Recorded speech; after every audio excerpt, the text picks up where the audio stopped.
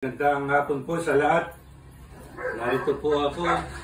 Narito po tayo sa tahanan ng aking ninong na si Ismael de Horas na kung tawagin ay Maing. Lalapit po ako sa kanya para makita ng lahat. Siya po ay 94-year-old na. Malakas pa po ang kanyang memorya, wala po siyang Alzheimer, dementia. Medyo malinaw pa ang mga mata sa edad na 94. At dito po ay makikita natin ang kanyang anak na si Dante, ang kanyang manugang na si Perli.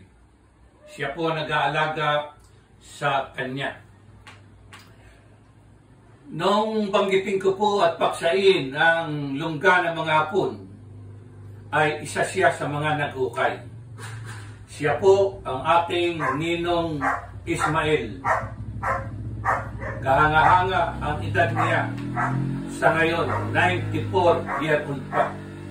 Mga kaibigan, sa panibagong paksa po ulit na ihatid ko sa inyo.